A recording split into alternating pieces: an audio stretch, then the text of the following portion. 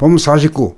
사유와 사색을 지나 한 생각 굴리지 않고 몸의 지성으로 즉각 나를 깨달아 정득한다. 봄 49. 사유와 사색을 지나 한 생각 굴리지 않고 몸의 지성으로 즉각 나를 깨달아 정득한다. 머리, 마음에서 벌하는 생각에는 자기 이외의 남이나 자연이나 사회를 파악하기 위한 관념적인 생각의 차원이 있는데, 여기에서 번뇌망상이 생기고 자기를 탐구하고 발견하려는 또 하나의 생각이 있으니 이러한 경우에 구사하는 생각을 사유와 사색의 차원이라고 할 것입니다. 내가 누구인가를 규명하려면 사유와 사색을 통하여 육체 안에 있는 본질의 하늘을 열 수 있고, 연 다음에는 한 생각에 의존하지 않고 몸의 지성인 육감이 발로되고 정신인 영감이 발로되어 육체 안에 있는 허공인 정신을 단박 깨달아 마칠 수 있습니다. 나를 깨달아 아는 것이 남을 아는 것이고 우주를 아는 것이고 모든 것을 아는 길입니다. 대상에 대한 외부적인 것에 대한 생각의 관념적인 단계를 지나 자기에 대한 직문직답인 사유와 사색의 차원을 지나야 한 생각도 굴리지 않고 육체의 지성인 감각, 육감, 정신의 지성인 영감이 개발되어야 즉각 나를 깨달아 언제 어디서나 정득할 수 있습니다. 이렇게 할 수 있으면 진일보한 인간이 되어 보이는 것뿐만 아니라 보이지 않는 대상에 대하여도 아는 초능력을 구사할 수 있습니다.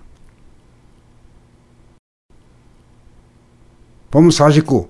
사유와 사색을 지나 한 생각 굴리지 않고 몸의 지성으로 즉각 나를 깨달아 정득한다. 봄 49. 사유와 사색을 지나 한 생각 굴리지 않고 몸의 지성으로 즉각 나를 깨달아 정득한다. 머리, 마음에서 벌하는 생각에는 자기 이외의 남이나 자연이나 사회를 파악하기 위한 관념적인 생각의 차원이 있는데, 여기에서 번뇌망상이 생기고 자기를 탐구하고 발견하려는 또 하나의 생각이 있으니 이러한 경우에 구사하는 생각을 사유와 사색의 차원이라고 할 것입니다. 내가 누구인가를 규명하려면 사유와 사색을 통하여 육체 안에 있는 본질의 하늘을 열 수 있고, 연 다음에는 한 생각에 의존하지 않고 몸의 지성인 육감이 발로되고 정신인 영감이 발로되어 육체 안에 있는 허공인 정신을 단박 깨달아 마칠 수 있습니다. 나를 깨달아 아는 것이 남을 아는 것이고 우주를 아는 것이고 모든 것을 아는 길입니다.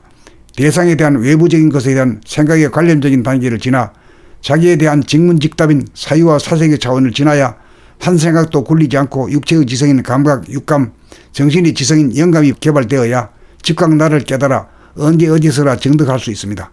이렇게 할 수 있으면 진일보한 인간이 되어 보이는 것뿐만 아니라 보이지 않는 대상에 대하여도 아는 초능력을 구사할 수 있습니다. 봄 49. 사유와 사색을 지나 한 생각 굴리지 않고 몸의 지성으로 즉각 나를 깨달아 정득한다. 봄 49.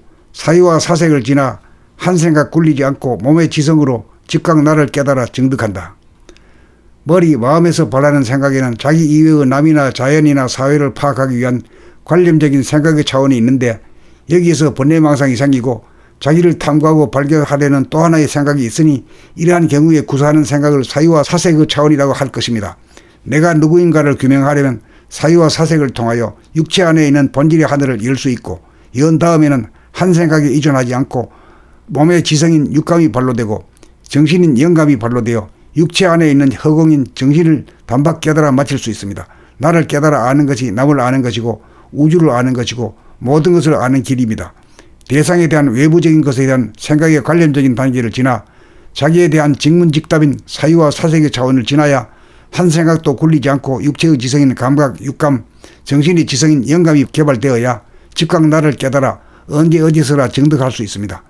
이렇게 할 수 있으면 진일보한 인간이 되어 보이는 것뿐만 아니라 보이지 않는 대상에 대하여도 아는 초능력을 구사할 수 있습니다.